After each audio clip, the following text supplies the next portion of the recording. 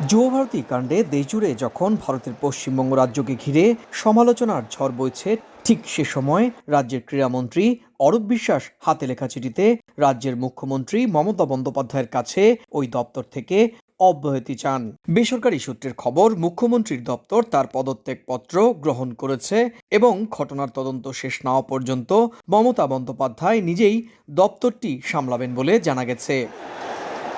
13ই December শনিবার যুবভারতীর নিরাপত্তার দায়িত্বে থাকা রাজ্য পুলিশের শীর্ষ পদেও ঢালাও রদবদল করেছেন প্রশাসনিক প্রধান মুখ্যমন্ত্রী।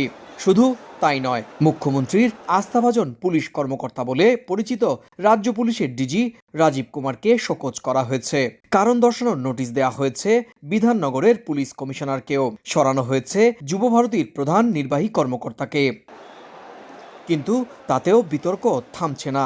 রাজ্যের সুশীল সমাজ থেকে শুরু করে রাজনৈতিক মহল সবাই মন্ত্রীর গ্রেপ্তার দাবি করছেন। যদিও তৃণমূল কংগ্রেসের দাবি, মুখ্যমন্ত্রী রাজধর্ম পালন করেছেন। তদন্ত যাতে স্বচ্ছ ও নিরপেক্ষ হয়, সে কারণেই আলোচনায় থাকা মন্ত্রীকে সরানো হয়েছে এবং পুলিশের বিরুদ্ধেও ব্যবস্থা নেওয়া হয়েছে। পুলিশের ব্যর্থতা যদি হয়, তাহলে সেই পুলিশি ব্যর্থতার জন্য কি পুলিশ মন্ত্রী দায়ী হবেন না? তাহলে মুখ্যমন্ত্রীকেও তাহলে শোকজ করা উচিত। মুখ্যমন্ত্রীকে শোকজ কে করবে? যেখানে রাজ্যের ক্রীড়ামন্ত্রীর ইস্তফা দেওয়া উচিত ছিল, উনি নাকি মুখ্যমন্ত্রীকে খালি একটা ইস্তফার ইচ্ছা প্রকাশ করে একটা চিঠি পাঠিয়েছেন। অরূপ বিশ্বাসের ওই ইস্তফা নিছক একটা নাটক। ফুটবলের মক্কা কলকাতা আজকে এই মমতা বন্দ্যোপাধ্যায় এবং তার দলের জন্যে, তার দলের মন্ত্রী, বিধায়ক, আরো একজন মন্ত্রী, এদের জন্য কালিমা লিপ্ত হয়েছে। একের পর এক খারাপ ঘটনা বাম জমানায়, কখনো ক্রীড়াক্ষেত্রে, কখনো যুবা ভারতীকে কেন্দ্র করে দুষ্কৃতি, আখড়া, জবরদখল, জমি কেলেঙ্কারি, এই সব হয়েছে। কিন্তু আজ পদক্ষেপ নিতে শুরু করে মমতা বন্দ্যোপাধ্যায় রাজধর্ম পালন করেছেন। এই ঘটনায় শুধু প্রশাসন বা রাজনৈতিক মহলই উত্তপ্ত হয়নি, বরং সমাজের বিভিন্ন শ্রেণী পেশার মানুষও যুবভারতীর মেসি কাণ্ডে সংশ্লিষ্টদের তীব্র সমালোচনা করেছেন। যে ঘটনাটা ঘটলো, বাংলা একটু কিন্তু কালিমালিপ্ত হলো। আর আমার একটা অবাক লাগে, এত মন্ত্রীরা ঢুকে যায় কেন?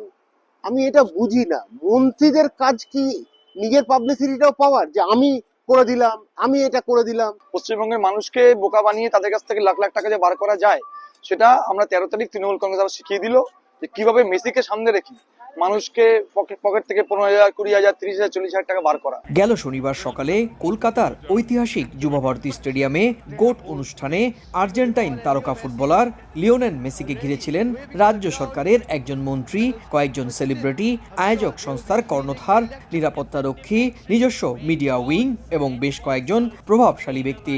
ফলে স্টেডিয়ামে বসে মেসিকে দেখতে পাননি সাধারণ দর্শকরা। এই ঘটনায় উত্তেজিত হয়ে হাজারো দর্শক গ্যালারির গেট ভেঙে মাঠে নেমে পড়েন। শুরু হয় ভাঙচুর, এমনকি আগুন লাগানোর চেষ্টাও করা হয়। পুলিশ পরিস্থিতি নিয়ন্ত্রণে আনতে মৃদু লাঠিচার্জ করে। পরিস্থিতি বুঝে 1 ঘন্টার অনুষ্ঠানের পরিবর্তে মাত্র 22 মিনিটেই মেসি মাঠ ত্যাগ করে বিমানবন্দরের উদ্দেশ্যে রওনা দেন। এই ঘটনায় প্রধান আয়োজক শতদ্রু দত্ত সহ সংস্থার 3 জনকে গ্রেপ্তার করেছে কলকাতা পুলিশ। ভাঙচুরে অভিযুক্ত 5 দর্শককেও জামিন অযোগ্য ধারায় গ্রেপ্তার করে রিমান্ডে নেওয়া হয়েছে। পাশাপাশি কলকাতা হাইকোর্টে এ সংক্রান্ত মোট 3টি জনস্বার্থ মামলা দায়ের হয়েছে। ঘটনার দিনই অবসরপ্রাপ্ত বিচারপতি অসীম কুমার রায়ের নেতৃত্বে 3 সদস্যের একটি তদন্ত কমিশন গঠন করেন মুখ্যমন্ত্রী।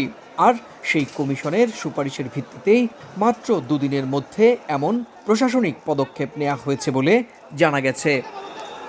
সুব্রত আচার্য, সময় সংবাদ, কলকাতা।